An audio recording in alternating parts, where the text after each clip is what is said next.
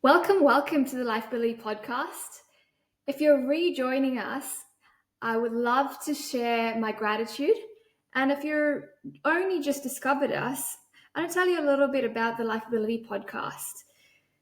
This podcast provides practical bite-sized strategies that you can explore and embody so that you can make lifestyle changes which will ultimately help you create a life of fulfillment.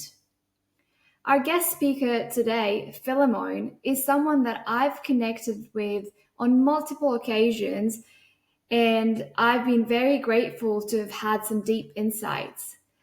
Filimon discusses ontological coaching as our way of being in today's episode, and I hope you enjoy this conversation as much as I did. A little bit about Filimon. Filimon has done so many amazing things across his lifespan, and he goes into discussing a little bit about his journey from construction industry into the coaching space and some of the driving factors for him. Well, enjoy the episode. Welcome, Filimon, to the Lifeability Podcast. Thank you so much for supporting my mission of reaching the wider audience and allowing them to explore and embody various strategies so that they can create a more meaningful life for themselves. I really want us to start off with you sharing a little bit about your journey from being in the construction industry to coaching. Well, thank you. Firstly, Shraddha, for inviting me on to have a chat. We've always had such great chats. It's interesting now that a record button is being pushed, and it's added a different element in a way. So I'm really looking forward to the conversation. My journey is an interesting one. How long have I got? First question. As long as you want. Well, I'm the perfect example of someone that failed in school. However, I like to assess that I've done pretty good in life. The day after I finished my HSC, I just fell into construction. I knew I was better than that. Career advisors told me I'd be digging holes, because I'd never done any assignments, projects, homework. Failed my HSC miserably I think I got less than 15 TER, which they don't even give you the results when it's less than 15.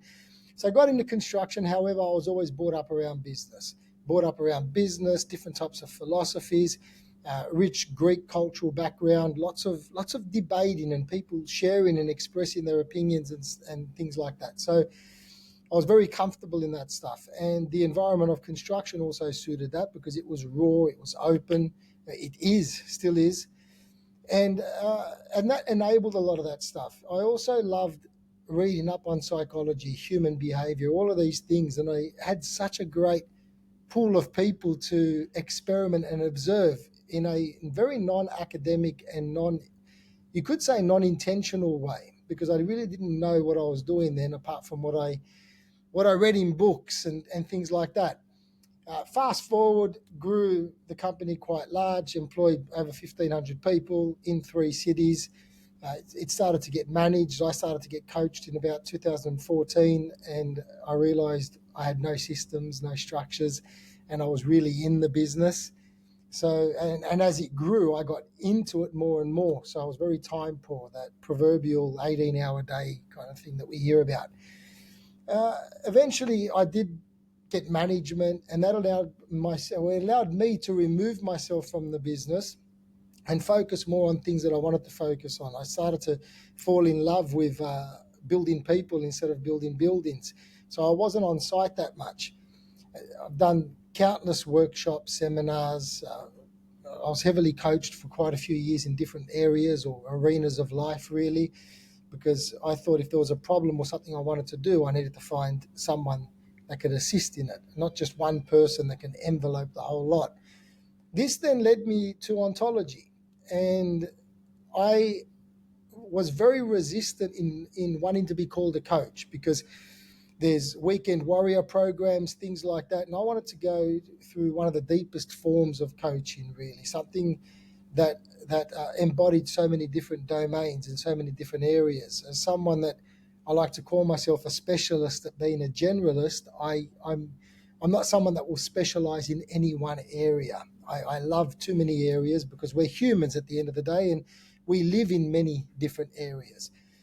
So I got out of the business of construction in 2021. After my father passed, I realized I had enough and I was enough, and just thought I'm going to take some time off. And that's when I went and formally studied, got my formal accreditation in ontological coaching and leadership with the Newfield Institute, and then began the transition because 25 years in commercial construction, it developed an identity for me. And that identity was quite robust, abrasive, provocable. And I realized I had to learn some of the more softer and more gentler elements to speak to a wider range of people. And hence why I wanted to remove myself from everything, because removing myself from everything allowed me to focus on what was in front of me. And I was very fortunate to be able to do that. The construction industry gave me that. And that's where I am today, really, now building people instead of building buildings. Wow, you've shared so much in those little minutes that we've had together. And I guess it's funny how you say that you're a generalist and not a specialist, because that reminds me of my own OT journey. And in the start of the career, I was always advised to pick something and then niche into that, and I always rebelled against that for some reason. And I'm very grateful that I did, because, like you said, human beings are holistic beings. We can't be working on one area and not know all the other areas. Even though OT in general is quite a holistic field, I still find that someone like me who is interested in a little bit more than just the basic science of the principles that OT uses, looking at someone from a mind, body, spirit level is so much more deeper, and it just benefits the clients so much more. And so I want to know where, because you mentioned that you picked ontological coaching because you wanted to, go into something a little bit deeper. And so I'm curious to know why in specific ontology and not something like astrology or, doing a little bit of NLP and some of that transformational coaching, and how ontology differs from just a life coach. Great question. I'm glad you asked, because a lot of people never heard the term ontology. How often I've said it and people say, oh, is that cancer? Because they get it mixed up with oncology. So it's quite interesting, the responses. Every time I mention it, people say, what's ontology? In a nutshell, ontology is our way of being. It's how we turn up. I like to think of it as a way of how we interpret the perceived reality of our life and how we navigate breakdowns, how we express and communicate our concerns, how we understand our moods and emotions and how we can shift them because they are ruling all parts of our lives and things like that. There's so many facets of it.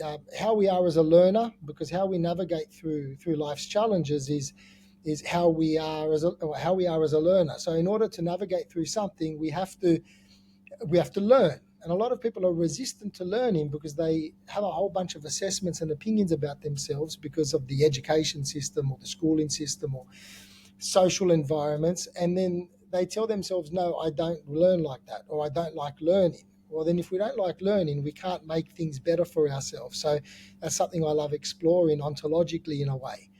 When you mentioned a few things, NLP, I'm familiar with NLP. I haven't gone and gotten my accreditation. That's next on the list when I feel the need. Astrology, as I've probably mentioned to you in the past, I've been a closet fan of astrology since I was a little boy. I think it's the original gangster of profiling, and it's interesting because I don't talk about it openly much, because I've always had that person in the vast majority that says, oh, it's all crap, because if it was real, that would only mean there's 12 types of people and that's it. You got your Leo, your Scorpio, your Gemini. And I'm like, no, it's nothing like that. That's just your sun sign, your ego sign. When you look at your emotional sign, and then as you're probably aware, you've got all the houses, and the time and place you're born has a massive influence. And when one delves into that, you learn so much about yourself. Now, it's easy to justify and validate and deny things and make excuses from a lot of those profiling assessments. I think all profiling assessments. However, I think we all have an innate essence. So I never got into it because I was never attracted to the science of astrology. Things like ontology and NLP, phenomenology in that sense as well, which is part of what I learned in ontology. A lot of it is grounded in science. So it's a philosophy with much of it grounded in biology and in so many different sciences. And I like that because that helps the analytical or the left brain thinking people who need the data, need the validation. And when we draw on some of the experiments and the research done and then marry it into the current situation someone is going through, the breakdown, for that helps a lot of people. And astrology for a lot of people is, as much as I appreciate it, I don't see it as a vocation. I see it as a hobby. Mm. And so was there like a golden nugget that dropped for you as to when you shifted from, wanting to leave the construction industry to finding what you really wanted to do, and that was coaching? 2015, I ended up in a battle with the unions, the CFMEU, who've been over the news for the last 9 months or so. And without going into it in detail, it was a very negative experience of my life. And I realized in order for me to grow and expand, I would need to be in partnership with a bunch of hyenas. Now, before that, I was developing a program from when my daughter was born, the under construction program, which has about 12 modules. And number one is values. I'm big on values. I think a lot of people have got value fatigue out there. They talk about it, this and that. However, I don't think people have really sat down and discovered their core values. They will turn around and say things like, honesty and family and integrity, but they don't really understand the essence of these words. They don't really look at the deeper values, which the rules of their life, because I have values are, they're our rule book, really. They're our own personal terms and conditions is what I call them. And when I came up against the union, I realized I would have to go against a lot of my core values, my principles that I stand up for in order to make more money. And that was the nugget you speak of, where I said no. And it was at that time I said, I'm going to start a 10-year plan to get out. And it ended up being a five-year realization where the dissatisfaction just grew so much. And I have it that a lot of people live in dissatisfaction and they settle for it in life, yet they don't have a opposing vision to live into. So when I created the vision, it was more powerful than the dissatisfaction. And the next pivotal moment was when my father passed away, and I realized I'm just making excuses to not do it now. And that's when I halved the 10-year plan. And I just said, I've got enough. Like, I don't have to keep playing this game anymore, because I probably realized the importance of life a lot more. We can read about it, we can learn about it, but to observe it leave, it was something else for me. You mentioned values, and I always find values a very, very interesting subject. And I'd love to hear your thoughts about how much or what sort of a role does subconscious programming, preconditioning existing, and authenticity play on values, or value building, or value creating, value knowing, like just our inner self? Yeah, another good question. I think that when we haven't really taken ownership or uncovered our values, I don't think we pick and choose them. It's an uncovering. when we look at patterns throughout our life, we can see what we stood up for, what got us really upset. Something I like doing in one of the exercises is the hero villain and the hero character and the villain character. So when you watch a movie growing up and you realize that you really love this character, like it might have been in a book, a cartoon, a movie, whatever it is, but you just really love this character, and you think to yourself, okay, I don't know why I like him or her, but I like them. And then on the opposite hand, there was the villain character, someone you couldn't stand.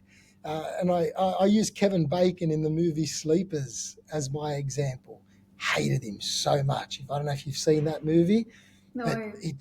it riles me up. Sleepers is the movie. It's an older movie now, but he disgusts me as a human being. And even though he was an actor, if I see him in real life, I'll punch him in the face. That makes him such a great actor in the film, because he leaves that emotion with me.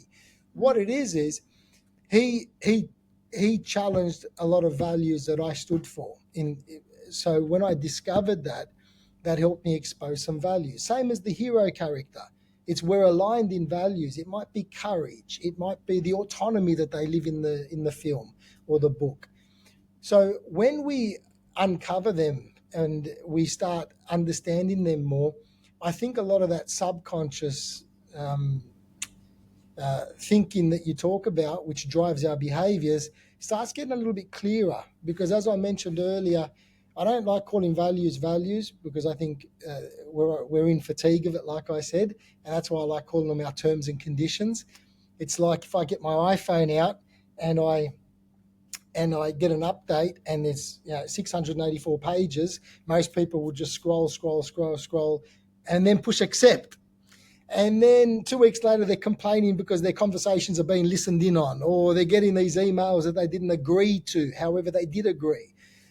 So we accept the terms and conditions of life when we don't make our own terms and conditions of life. And that's how I see values. So when Hang something on, comes repeat that to me, again. we accept the terms and conditions of life, of a partner, of a boss, of a whatever it may be in our career, our clients, when we don't lead with our own terms and conditions. And I think that's a journey of confidence as well, because when we understand them, we can either choose to accept an opportunity or a possibility, or just politely decline because this does not align with me. And so what I'm hearing is it's more about personal boundaries. Yeah, that's another facet to look at it like that. Yes, because then after that we have behaviors. So the way I've got it stacked is yes, values, and then beliefs, and then behaviors. So when we understand our values, we can then look at the beliefs that are serving them, and then look at the beliefs that are not serving them. And most of the time, people's misery comes when they're not serving their values, but they don't know this. Like, they're going through life's breakdowns, they're feeling sad, anxious, whatever it may be. And there's a lot more to this than what I'm about to say. But one part of it is they're not valuing themselves and living through them. So when that becomes clear, you start looking at your beliefs and the stories you tell yourself about yourself, maybe when you're with yourself and with others, and you start saying, hold on, this narrative is not suiting these values. Because if I value courage and I keep running away or not speaking up for myself, like, that always has me feeling empty when I go back home. So now I have to do something about that. Like, I have to learn to speak up for myself and get confident, because even though it may not work well at first, I'm going to feel better inside of myself for that. And then comes the behaviors, and that's the beliefs in action, really, because our behaviors expose our values. Our behaviors expose our beliefs, or they enable our beliefs. And a lot of people, it's just easy to observe their behaviors to see if they're aligned or not. So when you imagine that there was this 4-year-old bundle of joy who was nurtured, in a way that created a secure environment. And I want to imagine another 4-year-old where there was just chaos in their world. Do you think their values would be based on those early experience that they had? And what if we lived in a world where everybody had love and a secure childhood, what would that look like? How would we still be individual? How would we still be in our authentic sense? Okay, another good question. I like to think that I was brought up in chaos, around chaos. Both parents in business, restaurateurs. They had so me and my three sisters were pretty much looking after ourselves at night because the parents had the restaurant, and we were part of that pragmatic generation. You know, turnkey from school, and food is on the stove. Sort yourselves out, put yourselves to bed. Lots of fighting. We had the neighbours, close knit community, so they were supervising us in that way. So there was a lot of freedom and stuff. So yes, there is that. Now, someone that grows up nurtured and protected and in a safe environment, I'm going to say something esoteric here and ties back into what you're saying about astrology. So I'm going to put my thoughts on loudspeaker, which would be seen as controversial. So it's just between you and I. No one's going to hear it. I think it doesn't matter. I think I want to go back to astrology and say that if we all have somewhat of an imprint, I don't believe this fully. Sorry, I don't take full ownership of this. However, I think it's got legs to explore. That if I look at myself, who's a Leo, and in the ego sign, right, in the sun sign, you know, and emotionally I'm totally different. And I look at it and I go, okay, extroverted, center of attention, you know, opinionated, out there, loud, bold, leadership, courageous, all of these things. If I and these are the things that attract me to myself as well, these things. Like they just feel natural. I like to think if I was raised in a very safe, compliant environment, don't do that. Get down from there. You're going to hurt yourself. Stop it. Don't listen when I talk to you. Don't speak unless I answer your question. All of this kind of stuff. I think that I know I would be a damaged adult. Insecure, unable to express myself, a lot of probably bitterness towards those that forced me in that box. And then I would have had to have done a lot of work to come out of it. So I looking back as someone that's very reflective and I love retrospective thinking and looking all the way back, I think the environment of chaos I grew up in really enabled this generalistic nature of mine. I'm not saying it's perfect because there's a lot of negative traits which I'm always working on in a sense, but my values were enabled by my environment unintentionally. It's something I look back on in reflection. In terms of love that you speak about, that's a really good question. If everyone lived in love, I always have trouble with that question because of the distinction, or the many distinctions of the word.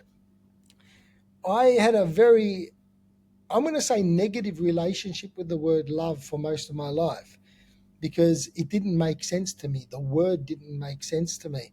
Raised up in a Greek background, loved my ancient history, got lots of context. It's the only thing I did well at school. I look at love and I was confused because I would see somebody turn around and go, oh my God, I really love the water bottle. It's such a love. And then they'll turn to their child and say, oh, little Johnny, I love you so much. And this confused me and I didn't understand why. So when I look at the interpretations of love, the way I learnt from very young, however, it was in the unconscious, so it wasn't conscious to me. And it wasn't until about 5 years ago, I saw something and it all raised up and everything made sense. There are distinctions around the word love. And in the English language, we tend to use it for everything. But in the Greek language, there is a different word for different types of love, for obsessive love, playful love, family love, friendship love, pragmatic love. And these words get used very, very commonly. So they're understood that that's what the love is meant for. So I want to ask you a question now. If everyone lived in love, which kind of love are we talking about now? because that gives me clarity to answer the question. I think when I look at love, it's more the unconditional side of it, the non-attachment, being able to be free and yet return and not have repercussions for that. So agape, that's like a selfless, unconditional love. Mm-hmm. Yeah, so that would be one of the forms of it. Yeah, and what would that be like? The world obviously would be much better, wouldn't it? I learned something from a mentor of mine going back many years, where he told me, Phil, there's only 3 things you got to work on in your life. Everything else is just forget about it. It'll fall into place if you just work on these things: non-attachment, non-identification, and non-judgment. They are so difficult to follow every day. I've got them up on my whiteboard, and they're things that I think about every day. Don't be attached, don't judge, and don't identify. Like I catch myself when I'm doing it, and I'm thinking about these things all the time. And would you add non-violence to it, being action-oriented? Non-violence. Well, if you're not, well, do you have a need to be violent, really, if you're not judging or you're not identifying? Because if you're identifying to something somebody says as an insult, that's probably going to instigate some violence as a response. Mm-hmm. But if you're not identifying, or you're non-attaching to the beliefs that aren't serving you, or not judging the other for doing what they did or what they said, that probably eliminates the violence. Hence why he said everything else around that will sort itself out. Mm-hmm. Interesting. So just going back to ontological coaching, and if our listeners are wondering, how do I know whether that's something that I want to, engage in? What are a couple of things that they could consider to know whether that's the sort of coaching that they would like to be a part of in the here and now? It's really simple. If something's not working for somebody in life and they keep going through this breakdown loop, and it continues happening, or it continues to happen, and it brings suffering in their life, whatever it may be. And suffering is a strong word, but it doesn't have to be in the strong form. It's then the question is, who are they as a learner, and what support do they now need to learn their way through that? Because if the same thing continually happens, the problem with that is we end up in a mood, and moods are predispositions for all of our actions. Everything we say and do comes from a mood. So if we're perpetually in the same kind of made up reality, the same interpretations which are not serving us, we need them looked at. And then what I do is listen to the language, because ontology is it's the combination of 3 domains: language, moods and emotions, and the body. And often we hold our language, we hold our moods. It's expressed through our body. And because I work in this, it's something, it's visible to me in that sense. So it could be simple things. They keep getting passed up for a promotion. They're having trouble with relationships. A lot of the times that is the way they're viewing them through their reality, their perceived reality, and how they're interpreting the situations. And most of all, is something we've discussed, is how they're turning assessments into assertions. So how they're making opinions from others or even from themselves as true fact, and then living out of them. So very simply, in those situations, we would ground those assessments, and just really, it shows people how that's just a story, and then create a new possibility.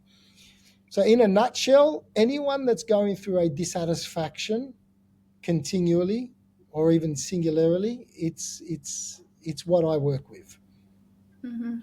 And so to recount that, ontological coaching is about language, mood and emotions, and the body. Yeah, which is basically your way of being, our way of being, how we turn up into the world. Mm-hmm. And do we want to turn up better?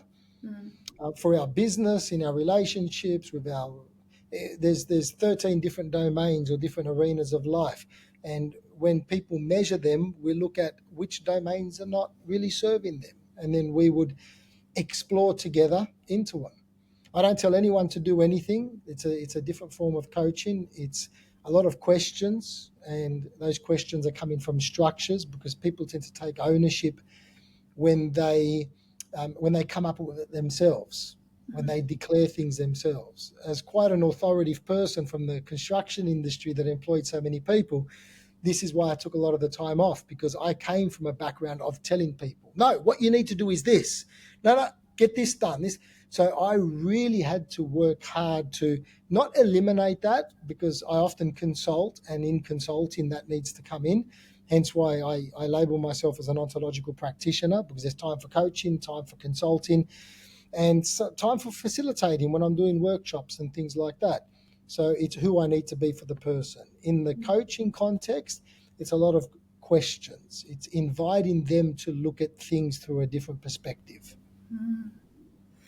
Amazing. Fillimon, you know that I can talk to you for hours and hours, and we can delve into so many different areas. And I want to do that, but I want to finish off with 3 questions that I love asking all my guest speakers. The first one being, how would you like the future of holistic health and well-being to be like, both from an individual level and a macro scale? I'm going to lean back into the ontology conversation again, because I just looked at my edits. I just edited a video I made on the education system, and I'd like holistically things. It goes down to the education system. I spent a couple of weeks in a high school right at the back end of last year, and it really enabled me to observe what is wrong and how much has not changed. Where they're still living in a very traditional way of doing things in a futuristic world. They're not accepting that we're moving so quick. So I think when I looking at the individual and how they learn, what enables them, and then a teacher's role is not to teach but to facilitate that learning. I think that then brings self-assurance, it brings confidence, it brings self-esteem, it brings all of these things, because teaching from one playbook to uncountable people, like really, it doesn't end, isn't working, hasn't worked. It's working for a very small amount of percentage of people. We do a lot of machine-like. Okay, to answer it a different way as well, we need to move away from the mechanistic way of teaching and living. We're organic beings, really, us humans. We got a whole bunch of pouches, tubes, and pumps that are all working within us, and we're not learning organically. We're learning very machine-like, very process-like. And I think that that's something that needs to be looked at. And I hope it does really get looked at. This is why I'm loving these little micro schools that are popping up and these independent schools. Unfortunately, they're not available to the masses, but hopefully I'm alive to see them available to the masses, because it comes down to learning. I've answered the question in a really, really long way. I want to answer it with one word now. How do we make things better in a holistic process? Learning. How we are as a learner and how we can be. That's amazing. And I agree with you just with the schooling system, but also at an individual level, right? Like learning as an individual and taking some personal responsibility as an adult, but also for your children, and then going back to the education system at a bigger scale. Second question, what is your favorite occupation? Occupation being any activity that you engage in and brings you joy. Okay, so we're not talking work related here. No, occupation is any activity on a day-to-day basis, weekly basis, anything that you want, need to do, or love to do. I'm a nature person. And that's the other reason I left construction. I knew in the first few years it was unknowingly against my values, because I love nature so much, and I was part of an industry that tore it down to put up high-rise buildings. So nature. Like, we just had a full moon that just passed, and I was out. We've got Manly Dam just behind me here, and I like doing a loop of it at night with my head torch. I get so much peace from it, really. Just, being in the bush, being in nature. And last question being, what are 3 resources you can recommend to someone who wants to learn a little bit more about ontological coaching? 3 resources. A fantastic book. I'm trying not to promote my own here, but a fantastic book by the man who runs the institute. It's called Ontological Coaching for the Soul. It's just here. He's got 4 volumes, Ontological Coaching to the Soul, by Alan Seiler. It's our 2-year program was based on his work, and he's got 4 volumes. His books, I've gone through them, are absolutely amazing for it. There's my website. They can check out my website, which has a lot of resources and stuff. I mentioned the 13 domains or arenas of life. That there is a really good resource, because it allows people to if someone says, I'm really anxious, and they keep saying, I'm an anxious person, but then they identify that they're only anxious when it comes to work, career, in that sector. And it might be when it comes to membership, like where they are in social clubs and stuff like that. But then when they look at themselves, or they look at different areas, all these other areas, they realize, I'm not an anxious person. So now they get to ground that assessment and look where they can identify ways of shifting out of that anxiety rather than covering their whole life with it. That's one thing. That's 2. The domains of life. And I got a free values course, which I created years ago. I've probably got to go and update it, really, on the website as well, uncovering your values. I think part 1 is free on the website. And I keep things simple. I came from construction. I failed school, but I'm a very practical, kind of simplified person. I love reading the academic stuff and then finding a way to communicate it to like my daughter, who's a 10-year-old. It's something that's she's helped me train the most, actually, in simplifying things. Mm-hmm. And that course is fun. There's lots of videos attached to it. And it's just going to help people discover their own terms and conditions. And from there, they can start really building out some personal standards for themselves. Amazing. Thank you so much. If people want to find out a little bit more about you, where is the best place to find you?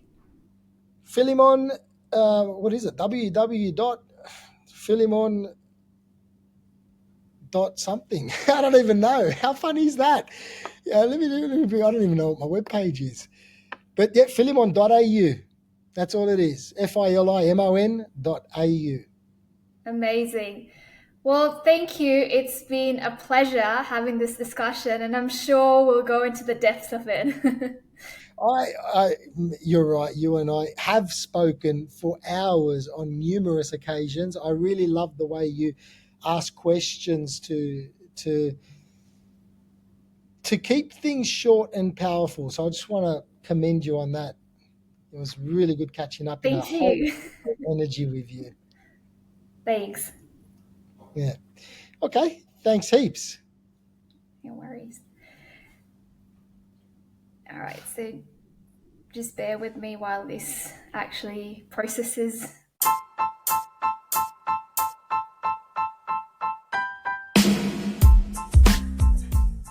Well, this is where your journey of exploration continues. Please subscribe to the Lifeability podcast so that you can stay tuned when new episodes come online. You can also follow us on Facebook and Instagram. The mission at Lifeability is to inspire you to create a more fulfilling life for yourself and improve your quality of life. So why not share this podcast with your loved ones and create a ripple effect together? Until next time, Asante Sana.